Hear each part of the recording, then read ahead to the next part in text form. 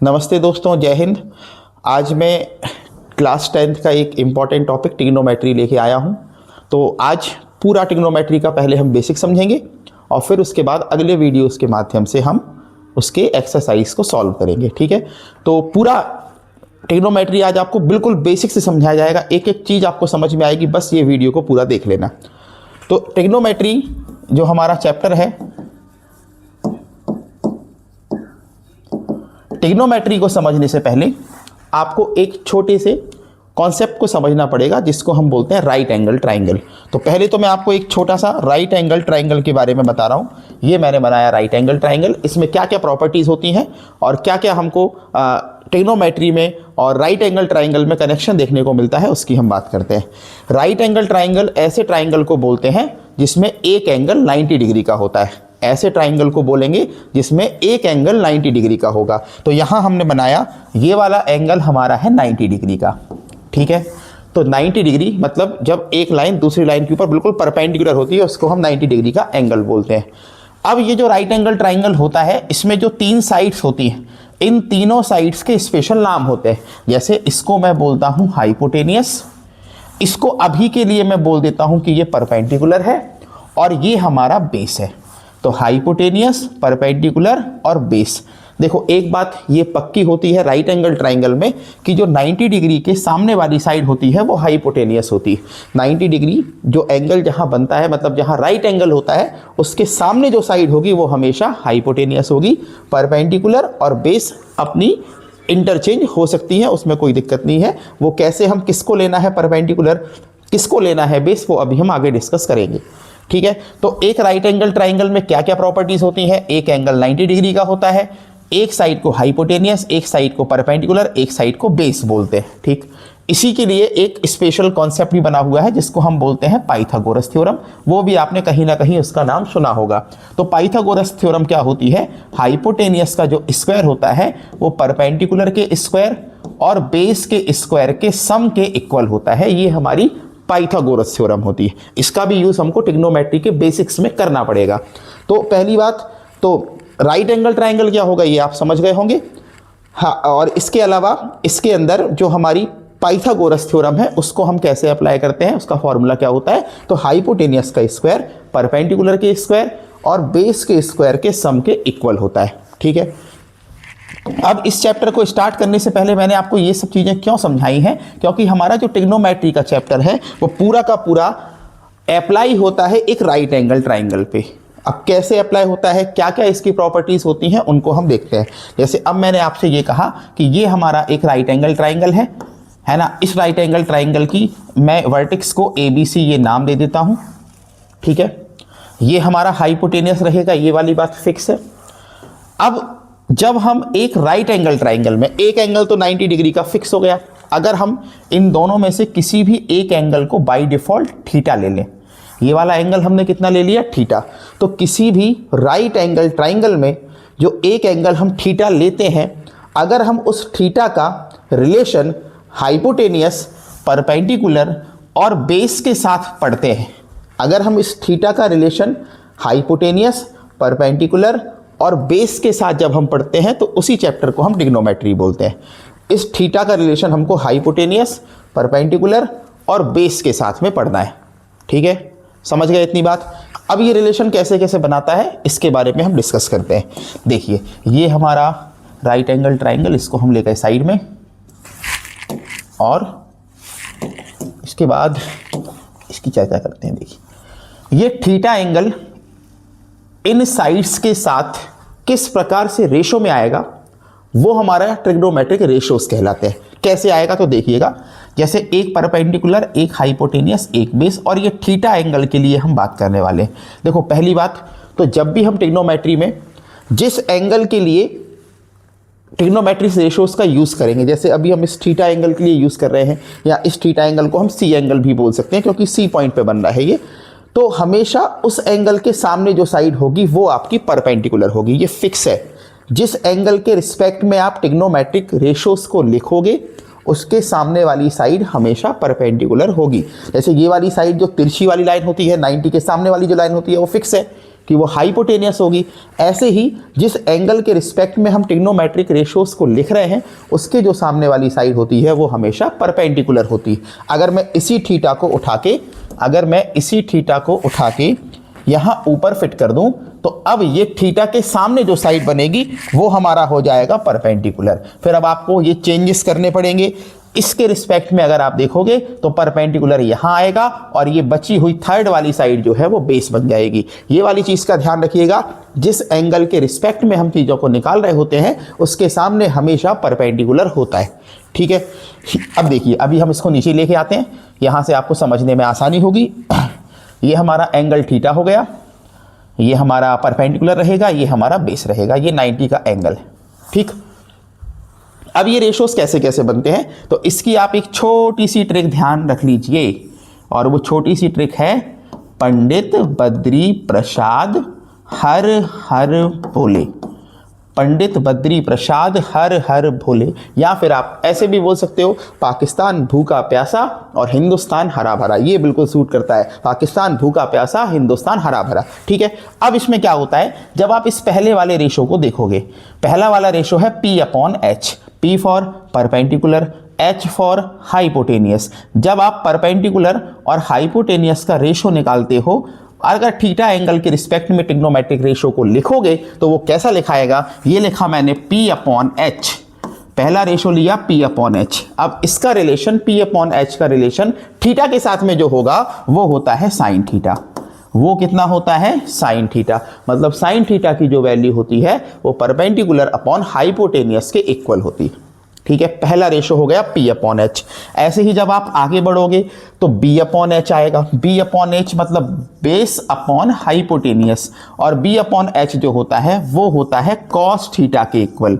तो sine theta P/H, cos theta B/H। ऐसे ही जो आखिरी में आपको दिख रहा है P/B मतलब परपेंडिकुलर अपॉन बेस, तो ये परपेंडिकुलर अपॉन बेस जो होगा वो हमारा टेन थीटा के इक्वल होता है। ये ट्रिग्नोमेट्री के तीन सबसे बेसिक रेशोज होते हैं, साइन, कॉस और टेन।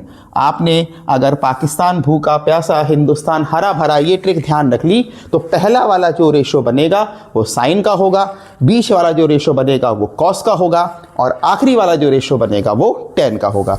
तो पंडित बद्री प्रसाद हर हर बोले या पाकिस्तान भूखा प्यासा, हिंदुस्तान हरा भरा से आप बहुत आराम से ट्रिग्नोमेट्रिक रेशोज को लिख सकते हो। पहला ratio sine, cos, tan. Sine मतलब P/H, कॉस मतलब B/H और टेन मतलब P/B। ठीक है, इतनी बात। अब इन तीन बेसिक रेशोस को जब हम इनवर्स फॉर्म में लिखते हैं तो हमारे तीन और नए रेशोस बनते हैं। ठीक है, 6 रेशोस होते हैं, 3 तो हमारे ये बेसिक हो गए। इसके बाद अगर हम इन्हीं को इनवर्स फॉर्म में लिख देंगे, इसी को रेसिप्रोकल फॉर्म में लिख देंगे, इसी को उल्टा कर देंगे तो हमारे 3 नए रेशोस और बन जाएंगे। करते हैं, देखो उल्टा। मैं पहले साइन को उल्टा कर रहा हूं, ध्यान दीजिएगा, साइन को उल्टा कर रहा हूं तो जो P/H है वो उल्टा होके H अपॉन कितना हो जाएगा, P। और जब मैं साइन को उल्टा करता हूं तो वो बन जाता है कॉसेक। वो क्या बन जाता है, कॉसेक। मतलब साइन का जो उल्टा होता है, जो रेसिप्रोकल होता है, वो होता है कॉसेक। तो कॉसेक थीटा की वैल्यू साइन की जस्ट अपोजिट होके H/P हो जाएगी। ठीक है, या इसको मैं ऐसा भी लिख सकता हूं भाई, 1 अपॉन कितना, साइन थीटा, क्योंकि साइन थीटा को हमने उल्टा कर दिया, 1 के अपॉन में कर दिया। ऐसे ही जब कॉस को उल्टा करते हो, ऐसे ही जब आप इस कॉस को उल्टा करोगे तो B/H पलट के हो जाएगा H/B। ये कितना हो जाएगा, H/B। और कॉस को उल्टा करने पे बनता है सेक थीटा। कॉस को उल्टा करने पे क्या बनता है, सेक थीटा। यानी सेक थीटा को मैं 1 अपॉन कॉस थीटा भी लिख सकता हूं। ठीक है, इसके बाद लास्ट हमारा टेन है। टेन को जब हम उल्टा करते हैं, P/B को जब हम पलटते हैं तो वो बन जाता है B/P। B/P यानी टेन का उल्टा, और टेन का उल्टा रेशो होता है कॉट थीटा। टेन का उल्टा क्या होता है, कॉट, और इसको मैं 1/tan थीटा करके भी लिख सकता हूं। ठीक है, तो कुल मिला के ट्रिग्नोमेट्री में 6 रेशोज होते हैं, साइन, P/H, साइन का उल्टा कॉसेक, H/P। कॉस थीटा होता है B/H के इक्वल, और कॉस थीटा का उल्टा सेक थीटा होता है जो H/B के इक्वल होता है। टेन थीटा P/B के इक्वल होता है, और टेन का उल्टा होता है कॉट थीटा जो किसके इक्वल हो जाएगा, B/P के, और 1/tan थीटा भी इसको उल्टा करके हम लिख सकते हैं। ठीक है, इतनी बात समझ में आ गई। तो पाकिस्तान भूखा प्यासा, हिंदुस्तान हरा भरा, इसको ध्यान रखिएगा। ठीक है, इसके बाद हम आगे बढ़ें और थोड़े से बेसिक की अगर हम बात करें तो अभी हमने ये देखा कि sine theta P upon H है, cos theta B upon H है और tan theta P upon B के इक्वल है।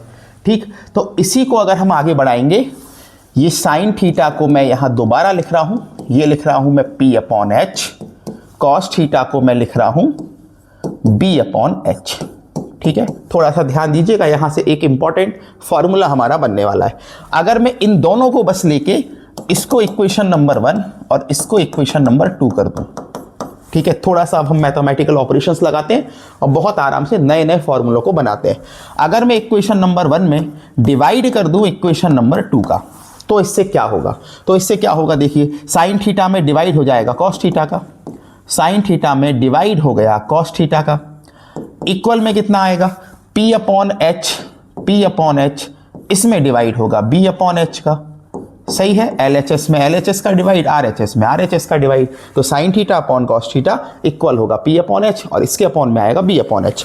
ये वाले एच से ये वाला एच हो जाएगा कट, ये बच गया पी अपॉन बी, ये कितना आ गया पी अपॉन बी, और पी अपॉन बी किसके इक्वल होता है, तो पी अपॉन बी जो है वो टेन थीटा के इक्वल होता है। तो यहाँ से हमारा एक फॉर्मूला बनेगा कि अगर आप कभी भी साइन थीटा में कॉस थीटा का डिवाइड करोगे तो वो हमेशा किसके इक्वल आएगा, टेन थीटा के।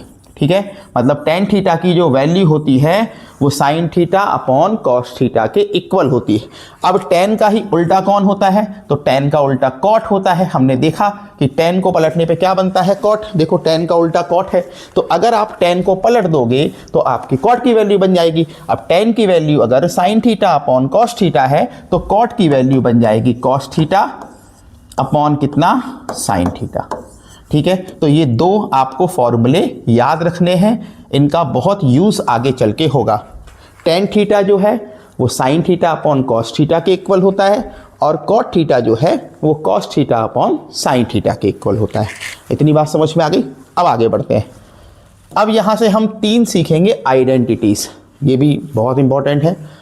3 आइडेंटिटी सीखेंगे। उसके लिए अभी अभी जो मैंने स्टार्टिंग में आपको बताया पाइथागोरस थ्योरम, पाइथागोरस थ्योरम होती है हाइपोटेनियस का स्क्वायर इक्वल होता है परपेंडिकुलर का स्क्वायर प्लस होता है बेस का स्क्वायर। अब भैया हमको इस पाइथागोरस थ्योरम का अपने हिसाब से पोस्टमार्टम करना है। ठीक है, कैसे पोस्टमार्टम करेंगे तो वो देखिएगा। हम क्या करेंगे, 1 बाय 1 करते करते पहले इस पूरे के पूरे पाइथागोरस थ्योरम में हाइपोटेनियस के स्क्वायर का डिवाइड कर देंगे। कर सकते हैं, मैथ में हम ऐसे ऑपरेशंस कर सकते हैं, बस आपको इक्वल के दोनों साइड में उसको अप्लाई करना है।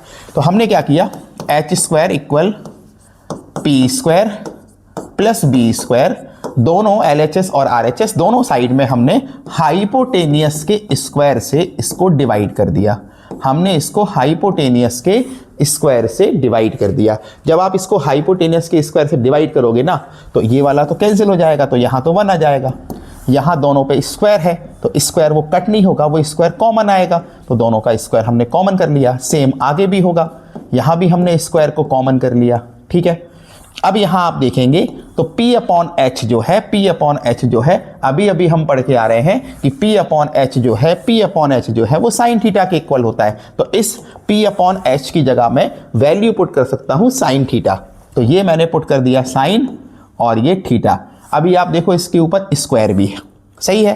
तो स्क्वायर जो है वो हमेशा साइन कॉस या टेन के ऊपर आता है, ना कि उसके एंगल के ऊपर। ये वाली बात भी ध्यान रखिएगा, जो स्क्वायर या क्यू या कोई भी पावर जो लगेगी वो हमेशा इस साइन कॉस या टेन के ऊपर लगेगी।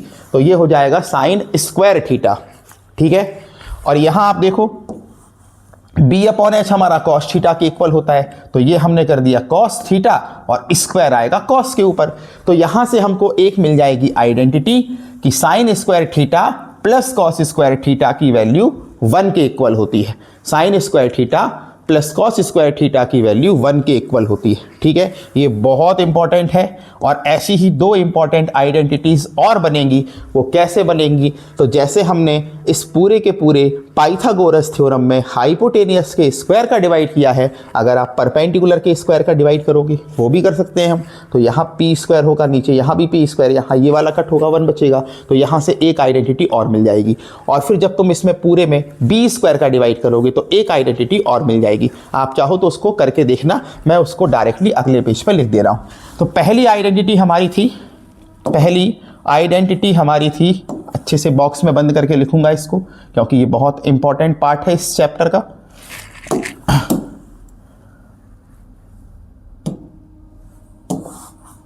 ये देखिएगा,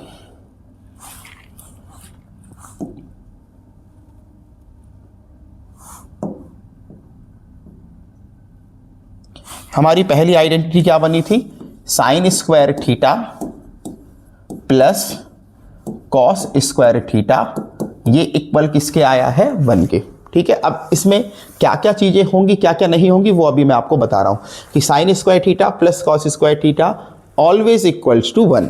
ठीक है, अब जैसे हमने एच स्क्वायर का डिवाइड किया तो ये बनी, जब तुम पी स्क्वायर का डिवाइड करोगे तो बनेगा 1 प्लस कॉट स्क्वायर थीटा, ये इक्वल निकल के आएगा कॉसेक स्क्वायर थीटा के। करिएगा आप डिवाइड करके सॉल्व, यही निकल के आएगा।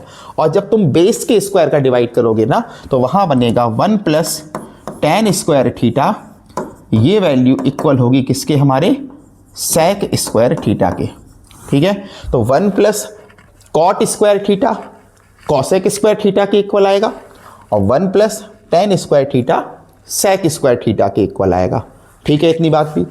अब अगर आप इन्हीं आइडेंटिटीज को थोड़ा सा और यहाँ वहाँ ट्रांसफर करो, मतलब साइड चेंज करो, तो सेम आइडेंटिटी के और कई सारे फॉर्मेट बन सकते हैं। जैसे इसी में आप देखें, इसी को देखो, मैं दो तरीके से आपको और लिख के दिखा रहा हूँ।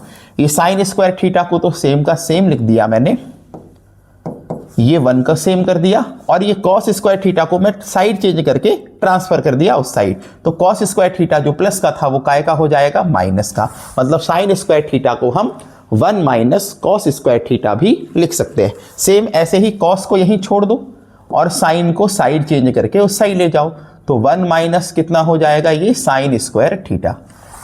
ठीक है, ऐसे ही आगे आप इनको भी साइड चेंज करके दो दो नए फॉर्मेट में लिख सकते हो। देखो यहाँ मैं इसको लिख के दिखाता हूँ।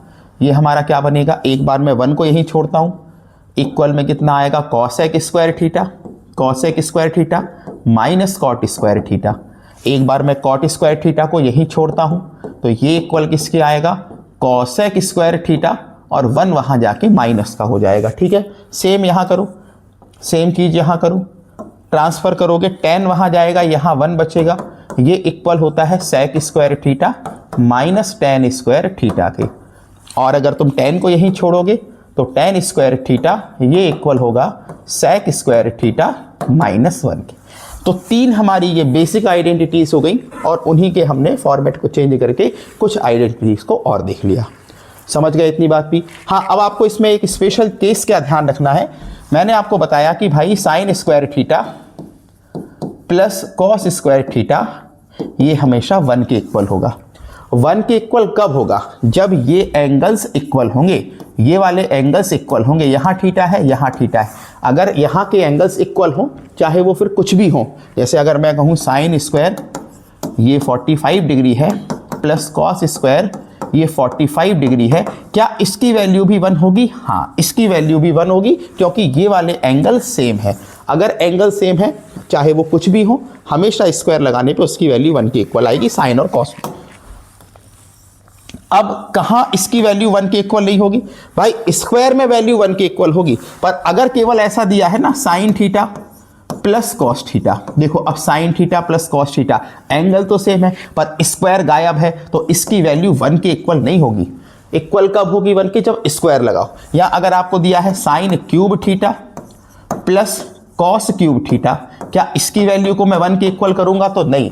1 के इक्वल कब होगी? जब स्क्वायर भी हो और साथ में एंगल भी सेम।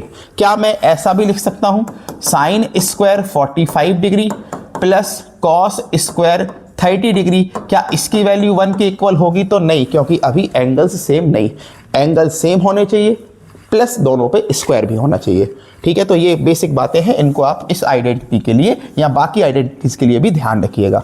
ठीक है,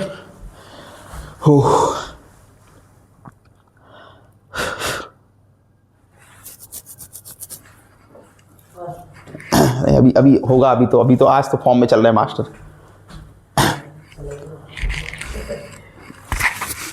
ये हो गया, अब क्या पढ़ा दें? अब टेबल। ठीक है, चलिए अब हम आगे बात करेंगे। तो इसके आगे अब हम देखेंगे, जैसे हमने यहाँ राइट एंगल ट्राइंगल स्टार्टिंग में डिस्कस किया था। राइट एंगल ट्राइंगल एक बार दोबारा बता रहा हूँ, दोबारा समझा रहा हूँ। क्यों बता रहा हूँ तो वो अभी देखिएगा आप। ये मैंने कहा भाई ABC एक ट्राइंगल है, ठीक है, ये 90 डिग्री का एंगल है, ये भी ठीक है। ये वाले एंगल को मैंने बाई डिफ़ॉल्ट थीटा लिया था, थीटा माना था, क्योंकि स्टैंडर्ड फॉर्म में हमने इसको थीटा ले लिया। पर आप जब भी इसको मेजर करोगे ना, तो हमेशा इस एंगल की कुछ ना कुछ वैल्यू तो निकल के आएगी। जब तुम इसको प्रोटेक्टर के थ्रू मेजर करने का ट्राई करोगे तो हो सकता है कि इसकी वैल्यू 30 डिग्री निकल के आए, हो सकता है इसकी वैल्यू 25 डिग्री निकल के आए, हो सकता है इसकी वैल्यू 45 डिग्री निकल के आए। तो कुछ ना कुछ तो इस थीटा की वैल्यू होगी। तो अब इस थीटा की कुछ वैल्यूज के लिए साइन, कॉस और टेन की वैल्यू कैसे चलेंगी, हम उस पर चर्चा करने वाले। वैल्यूज तो बहुत सारी हो सकती हैं, 1 डिग्री, 2 डिग्री, 5 डिग्री, 10 डिग्री, पर जो इंपॉर्टेंट और जो फंडामेंटल होती हैं वो कौन कौन सी होती हैं? तो वो होती है एक 0 डिग्री, एक होती है 30 डिग्री, एक होती है 45 डिग्री, एक होती है 60 डिग्री और एक होती है 90 डिग्री। 10th की बेसिक ट्रिग्नोमेट्री में आपको बस यही 5 वैल्यूज ध्यान रखना है, 0, 30, 45, 60 और 90। ठीक है, तो अब इसकी पूरी की पूरी एक टेबल तैयार होगी, वो हम देखते हैं अब कि ये टेबल हमको कैसे बनाना है। चलो पहले मैं यहीं सिखा रहा हूँ टेबल कैसे बनेगी, देखिएगा। हमको इसमें क्या करना होता है, तो हमको एक बेसिक इसका ये इंडियन जुगाड़ है, इंडियन जुगाड़ है, मतलब शॉर्ट ट्रिक है, बिल्कुल देसी जुगाड़ है, ये कोई ऐसा ऑफिशियल नहीं है। तो आप लोग भी इसको ऐसी जुगाड़ के तौर पे याद रख लें, वरना टेबल को याद करने में बहुत दिक्कत आएगी। तो आपको करना क्या होगा, आपको लिखना है 0 से 4 तक के नंबर्स, 0 से 4 तक के आपको लिखना है नंबर्स। ठीक है, फिर उसके बाद सभी नंबर्स को डिवाइड बाई 4 करना है, सभी नंबर्स को डिवाइड बाई 4 करना है। तो क्या करना है हमको, पहले 0 से 4 तक के नंबर्स लिखना है और फिर सभी नंबर्स को डिवाइड बाई 4 करना है, सभी नंबर्स को डिवाइड बाई 4 करना है। इसके बाद जो भी ये आएगा ना उसको लिख लो एक बार। चलो ये 0 हो जाएगा, ये 1/4 हो जाएगा, इसको कट करूंगा तो 1/2 आ जाएगा, इसको कट करने पे कुछ कट नहीं होगा, ये तो इसको 3/4 लिखा और ये कट हो गया, कितना आ गया 1। ठीक है, तो अब कट करने के बाद क्या किया हमने, पहला स्टेप 0 से 4 तक के नंबर्स को लिखा, दूसरा स्टेप सभी नंबर्स को 4 से डिवाइड किया, जो कट पिट के बचा उसको लिख दिया, और लास्ट एक स्टेप आपको लेना है सबका अंडर रूट, आपको लेना है सबका अंडर रूट। तो 3 स्टेप्स हैं, पहला स्टेप 0 से 4 तक के नंबर्स लिखो, दूसरा स्टेप सभी को 4 से डिवाइड करो, और तीसरा स्टेप जो बचे उसका ले लो अंडर रूट। तो ये तो 0 ही रहेगा, यहाँ अंडर रूट से जब बाहर निकालोगे तो 1 का 1 आएगा और √4 की वैल्यू 2 होगी। सही है, यहाँ आप 1 को बाहर लोगे तो 1 ही आएगा। अच्छा, √2 की वैल्यू होती है, पॉइंट्स में होती है, पर हमको नहीं रखना है इसको, √2 का √2 ही रखेंगे। 1 तो बाहर आ गया पर 2 बाहर नहीं आएगा तो उसको √2 रख दिया। ऐसे ये 3 बाहर नहीं आएगा तो √3 कर दिया, अपॉन में 4 जो है रूट के अंदर जब था बाहर आएगा तो कितना हो जाएगा 2, और लास्ट में वैल्यू कितनी आएगी 1। समझ गए? तो ये जो वैल्यूज बनी है ये बनी है पूरी साइन की वैल्यूज। किसकी बनी है ये? साइन की। अब देखो वहां अगले पेज में मैं आपको टेबल बना के दिखाता हूं। तो यहां मैं लिख रहा हूं थीटा, ये एंगल्स कौन कौन से हैं, ये 0, ये 30 है, ये 45 हो गया, यहां हमारा 60 हो गया, यहां हमारा प्यारे भारत के नीचे 90 डिग्री आ गया। ठीक है, कौन कौन से आएंगे, साइन आएगा, यहां हमारा साइन आएगा, यहां हमारा कॉस आएगा, यहां हमारा टेन आएगा। ठीक है, फिर इसके बाद साइन को रेसिप्रोकल करने पर हमको मिलेगा कॉसेक, कॉसेक, फिर हमको कॉस को रेसिप्रोकल करने पे मिलेगा सेक, और टेन के रेसिप्रोकल करने पे हमको मिलेगा कॉट। ठीक है, थोड़ा सा इसको लाइंस के थ्रू मैं डिवाइड कर देता हूँ जिससे आपको इजीली समझ में आ जाए, यहाँ वहाँ ना हो वैल्यूज।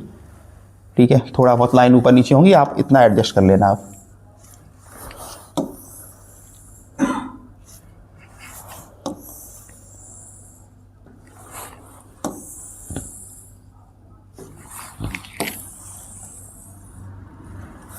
चलिएगा यहाँ भी डिवाइड कर लेता हूँ।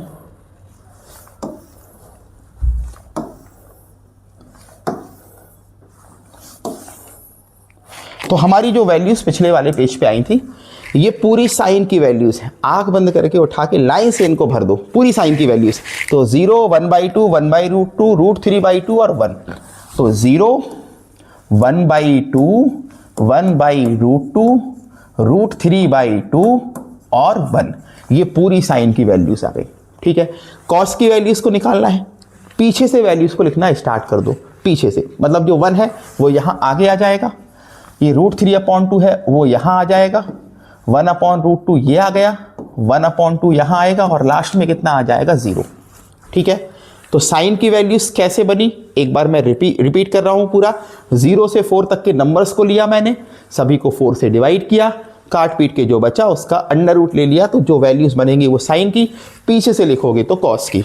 साइन में कॉस का डिवाइड करने पर tan बनता है। ये हमने फॉर्मूला देखो अभी पहले पढ़ा है कि अगर आप sine theta upon cos theta करते हो तो वो इक्वल होता है tan थीटा के। कहाँ गया, ये है, देखिए sine theta upon cos theta tan theta के इक्वल होता है, sine theta upon cos theta tan theta के इक्वल होता है। तो ये वाली बात अब हम यहाँ अगर अप्लाई करेंगे तो आप देखो, साइन में अगर कॉस का डिवाइड करोगे tan बनेगा, साइन में अगर कॉस का डिवाइड करोगे tan बनेगा, 0 में अगर 1 का डिवाइड करोगे 0 बनेगा। सही है, यहाँ 1/2 में अगर √3/2 का डिवाइड करोगे, ये 2 से ये 2 कट होगा, ऊपर 1 बचेगा, अपॉन में बचेगा √3। सही है, ऊपर 1 बचा, नीचे बचा √3, ये 2 से ये 2 कट हो गया। ये नंबर सेम है, जब डिवाइड करोगे पूरा कट होगा यानी 1 बचेगा। ठीक, ऐसे ही जब इसको इससे डिवाइड करोगे तो ये 2 से ये 2 कट होगा, ऊपर √3 बचेगा, अपॉन में 1 बचेगा। तो √3/1 को मैं √3 लिख सकता हूँ। 1 को जब 0 से डिवाइड करोगे, किसी भी नंबर को 0 से डिवाइड करने पर अभी तक डिफाइन नहीं हुआ है तो इसकी वैल्यू हो जाएगी नॉट डिफाइन, या इन्फिनिटी भी आप मोटे हिसाब में बोल सकते हो। ठीक, आगे देखो, अब कॉसेक की वैल्यूज निकालना है। तो कॉसेक की वैल्यूज को निकालने के लिए साइन की वैल्यूज को रेसिप्रोकल फॉर्म में ले लो, 1 के अपॉन में कर दो, उल्टा कर दो, पलट दो। देखो 0 को जब पलटोगे तो 0 को पलटने पे आता है नॉट डिफाइन, यानी कि इन्फिनिटी भी इसको हम बोल सकते हैं। 1/2 को पलटोगे तो वो 2/1 आएगा, 2/1 को मैंने लिख दिया 2। पलटना है मतलब जो ऊपर है उसको नीचे कर दो, जो नीचे उसको ऊपर कर दो। तो 1/2 का 2/1 मतलब 2 आ गया, 1/√2 का √2/1 मतलब √2 आ गया। इसको पलटोगे तो 2 ऊपर आएगा, √3 नीचे आएगा। 1 को पलटोगे तो 1/1 करने पे 1 ही आएगा, तो ये सेम का सेम रहेगा। ठीक है, ऐसे ही जब कॉस को पलटोगे तो तुमको सेक मिलेगा, 1 को पलटने पे 1 आ गया, √3/2 को पलटने पे 2/√3 आ गया, 1/√2 को पलटने पे √2 आ गया, 1/2 को पलटने पे 2 आ गया, और 0 को पलटने पे क्या आ जाएगा, नॉट डिफाइन। ओके, लास्ट में 10 को पलटोगे, अब 0 को पलटोगे तो क्या आएगा, 0 को पलटने पे नॉट डिफाइन। 1/√3 को पलटोगे तो ये √3/1 मतलब √3, 1 को पलटोगे तो 1, √3 को पलटोगे मतलब 1 के अपॉन में करोगे तो 1/√3, और नॉट डिफाइन को जब पलटोगे तो कितना आ जाएगा, 0। नॉट डिफाइन का उल्टा 0 और 0 का उल्टा नॉट डिफाइन। ठीक है, तो उम्मीद है आपको ये टेबल हमने कैसे बनाई है ये समझ में आ गया होगा। बाकी अगर आप इस टेबल की वैल्यूज़ को याद कर लेंगे तो वो तो फिर बहुत अच्छा काम हो जाएगा। फिर आपको क्वेश्चंस जब करेंगे सॉल्व तो वहाँ वैल्यू पुट करने में या किसी भी कैलकुलेशन करने में ज़्यादा प्रॉब्लम्स नहीं आएंगी।